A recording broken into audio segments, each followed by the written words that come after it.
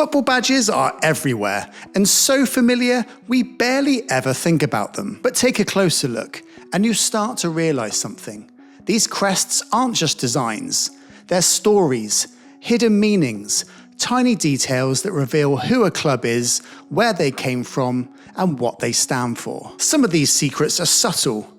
Others are right there in front of us, but somehow we've just never noticed. From symbols that go back centuries to tiny design details that are built into the crest itself, football badges are full of surprises. So today we're looking at the hidden meanings and secrets behind some of the most interesting badges in world football, and the tiny details that make these emblems more than just badges. So first up are Dutch giants Ajax, one of the most iconic clubs in world football, and their origin story is just as fascinating. Their badge is instantly recognisable, featuring an abstract illustration of the hero Ajax from Greek mythology. There's seemingly no direct Greek connection to the club itself, but the founders were inspired by the character, a symbol of bravery and invincibility, which they felt reflected the values they wanted their team to embody. And the crest includes this legendary figure, but there's also a clever hidden detail. The illustration of Ajax is composed of exactly 11 lines, representing the 11 players on a football team. And another club with a hidden element in its badge is Benfica. Behind the main crest and just beneath the eagle sits a subtle bicycle wheel, a nod to the fact that cycling was one of the first sports practiced at the club. The wheel has been a consistent part of Benfica's badge throughout its history, and even today remains a quiet tribute to those early cycling routes. But now to one of the most iconic shirts in football, in Sampdoria, a retro classic that instantly evokes memories of Football Italia. The club may have fallen on hard times, but their look remains as strong as ever, and complementing that unique shirt is a truly distinctive badge. But what is that unusual silhouette in the centre? Well, it's Bachicha, a pipe-smoking sailor who represents the Genoese nickname for John the Baptist, the patron saint of Genoa. He symbolises the city's deep connection to the sea and its history as a major port. Now to Scotland and Aberdeen, and possibly one of the best examples of a goal being incorporated into a club badge. The A in AFC is cleverly formed by the posts of a side-on goal, with the football itself acting as the cross-stroke of the letter. Unlike some of the more hidden details we've seen, this one is actually fairly obvious, but that's part of its charm. It's a subtle yet clever way of tying the A of Aberdeen directly to a football goal. Back to another cult football team now in South Africa's Kaizer Chiefs. Many people will know the name because it was famously lifted by a Leeds-based indie band in the 2000s, but the club's badge has an even more fascinating origin story. The crest is directly linked to the old US side Atlanta Chiefs.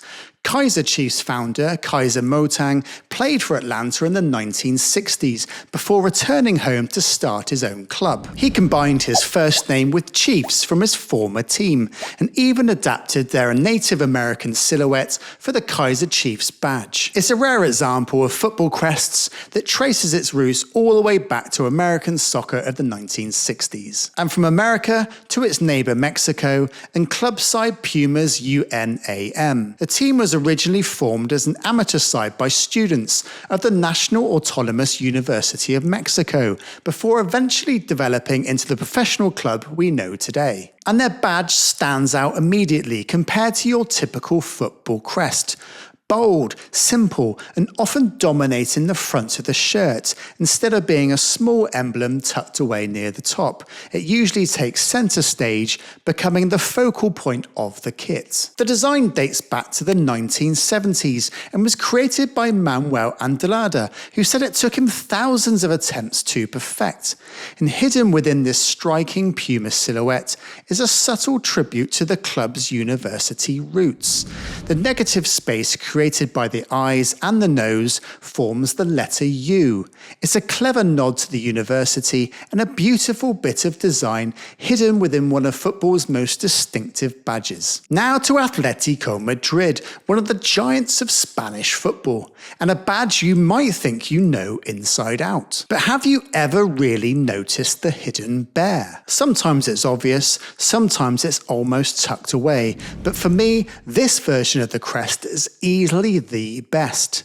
The club has used different interpretations over the years, but this one feels the most refined. The bear comes straight from Madrid's coat of arms, a symbol that dates back to the 1200s. Troops from the city were recorded carrying a flag with a bear on it and 7 stars, the stars of the Ursa Major constellation. The symbol may come from Ursalia, the name given to Madrid during the Roman period, or simply from the real bears that once lived in the surrounding forests. As for the strawberry tree, that was added in 1222 after a dispute between the church and the city council over who controlled the local land. King Alfonso VIII ruled that the city would take ownership of the trees in the fields, while the church would take control of the animals. To reflect the agreement, the city updated the crest. The bear was shown standing upright, reaching towards the tree, the same composition we still see today. Atletico essentially lifted the exact bear and tree for their badge, but the version I prefer, the more stylized crest, hides the bear within the design in a much more subtler, blink and you'll miss it kind of way. It feels way more elegant than the older literal versions and the current badge the club uses, although I admit most Atletico fans would probably disagree with me. And sticking with the animal theme, we move to another giant of Italian football in AS Roma. Their badge is one I must have seen hundreds of times without really stopping to ask what was going on. I'm talking about the current design, the one that traces its roots back to the 1920s rather than the crest most people remember from the 1990s. This emblem is built around a wolf, and it represents the foundation myth of Rome itself, the story of Romulus and Remus. According to legend, their mother Rhea was forced to abandon her newborn twins after her uncle Amilius seized power in Alba Longa. The babies, who were said to be part god, were cast into the river Tiber, but survived and were rescued by a she-wolf who raised and fed them. And that's exactly the scene that's depicted on Roma's badge. Romulus and Remus are suckling from the she-wolf. It's a bit wild when you stop to think about it, but it's a powerful and historic nod to the city itself. Now to Celtic and their famous four-leaf clover badge, which of course is a symbol of the club's Irish heritage, but also represents faith, hope, love, and luck. But here's something most fans don't actually realise. When Celtic first introduced a clover on their badge, it actually only had 3 leaves. Apparently back in 1908, the club produced special 4-leaf clover badges and presented them to players to celebrate an incredible achievement, winning a domestic quadruple. It would be many years before the 4-leaf clover version became the club's official badge, but the idea was planted with those commemorative crests in 1908. So while the 4th leaf is often seen as a symbol of Irish luck, it also nods back to that historic quadruple and the achievement that first inspired it. And finally to Arsenal,